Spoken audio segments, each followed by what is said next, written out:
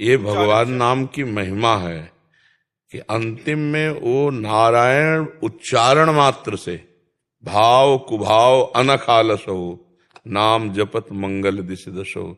ये भगवान के नाम की महिमा अंतिम समय में है कि आपका चिंतन कुछ भी हो, यदि भगवान का नाम उच्चारण हो गया तो आपको परम गति मिलेगी। भगवान के नाम की महिमा भगवान से भी बढ़ करके है। ये दिखाया, जे ही नारायण बोला ते भी भगवत पार्षद उपस्थित हो गए और यम पास काट दिया।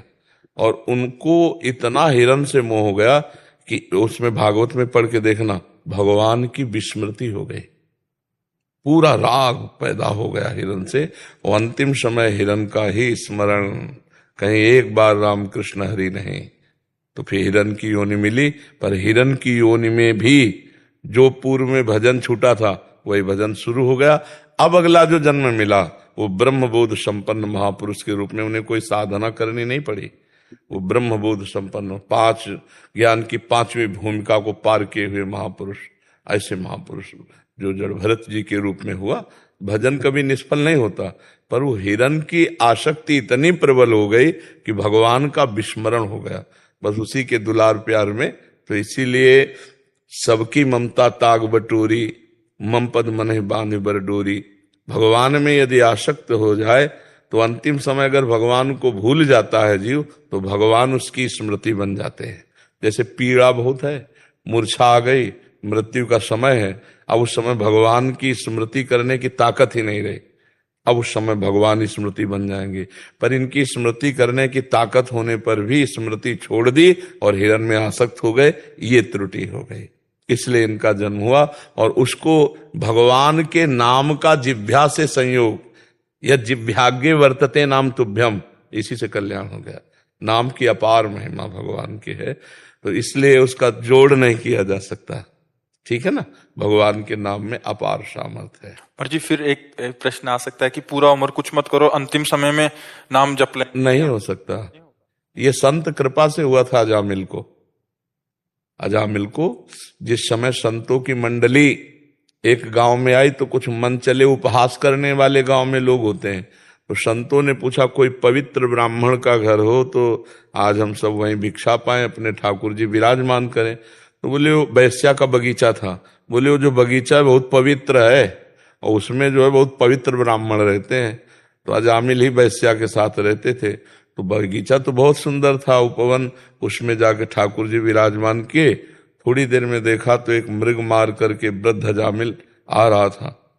तो उसने देखा मेरे यहाँ संत, तो पहले धर्मात्मा पुरुष था अजामिल, बहुत संयमी पुरुष था।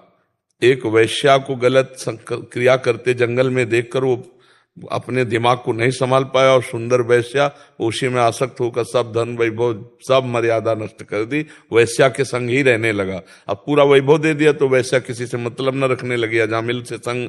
तो आज उससे कई बच्चे हुए। अब ये जो ही देखा संत, तो संत दरस जे में पातक टरे, संतों के दर्शन से पाप नष्ट होता है, भगवत भाव बढ़ता है, क्योंकि ऐसे प्रमाण होते। तो रो पड़ा और सब संतों के चरणों में गिरा कि आप यहाँ कैसे, मैं तो नीच अधम पापी, ये वैश्या का उपवन है प्रभु। तब उन्होंने कहा नहीं, तुम्हारे ऊपर भगवान की कृपा है, क्योंकि बिनु हरि कृपा मिले नहीं संता। तो उनका प्रभु कृपा किया, मैं नीच ऐसा ऐसा। बोले अब की जो संतान होगी, मैं देख रहा हूं, अब की जो संतान होगी उसका नाम नारायण रख देना, तुम्हारा इसी से कल्याण हो जाएगा। और सब संतों ने अपने ठाकुर जी उठाए चल दिए कि अब वहां कुछ खा पी तो सकते नहीं थे ना, तो वहां से चल दिए। बस संतों ने कहा अब की जो संतान होगी उसका नाम नारायण रखना, इसी से कल्याण हो जाएगा। बस वो अपने उस पुत्र पर मानो मोक्ष पर प्रीति हो गई हो, ऐसा प्रेम करने लगा।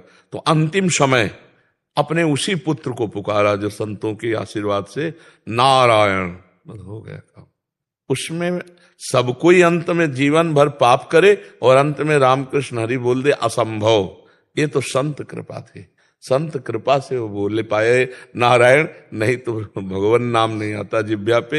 हाँ, पक्की बात समझ लो। इसीलिए जन्म जन्म मुनि यतन कराही, ओ अंत राम कही आवत नाही। इसके दो अर्थ है, जन्म जन्म अभ्यास करते अंत में भगवान का विस्मरण हो जाता है। अंत राम कही आवत नहीं, जबान से राम नहीं निकल पाता। और इसका और भी अर्थ है कि जन्म जन्म जब अभ्यास करते हैं तो अंतिम समय निकलता है राम राम कही फिर आवत नहीं, फिर संसार में उनका जन्म नहीं होता है। तो कठिन है अंतिम समय भगवान का स्मरण, पर जब हम भगवान के शरणागत हैं, भगवान का जीवन भर जैसे बना भजन करते रहे तो फाइनल में भगवान सहयोग करते हैं। भगवान कहते हैं उसकी स्मृति मैं बन जाता हूं, अर्थात स्वयं अंदर चलने लगता है। हरि राम कृष्ण जो जीवन में जपा है वो स्वयं चलने लगता, भारी पीड़ा में भी भगवान का स्मरण।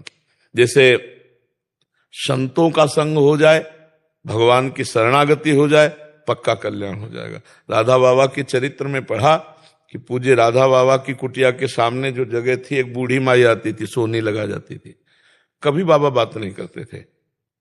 वो 2-4 दिन नहीं आई, सालों सोनी लगाई। सोनी का मतलब समझते हैं ना, झाड़ू। तो बाबा ने पूछा वो माई नहीं दिखाई दे रही। बोले बाबा सुनते हैं वो बहुत बीमार, मरणासन। मरणासन है, चलो हमको ले चलो। बाबा कहीं नहीं जाते थे, उतनी सेवा का फल। घर गए उसके, तो मरणासन में जैसी पड़ी थी, ऐसे हाथ रखा, कहा माई कुछ दिखाई दे रहा है? बोले हाँ, राधा कृष्ण सामने खड़े हैं। अल्लू बाबा गए, प्राण छूट गए, भगवत प्राप्त हो गई। ऐसे भगवान की कृपा, संत की कृपा, यही भगवत प्राप्ति कराती है। मोक्ष मूलम गुरु कृपा।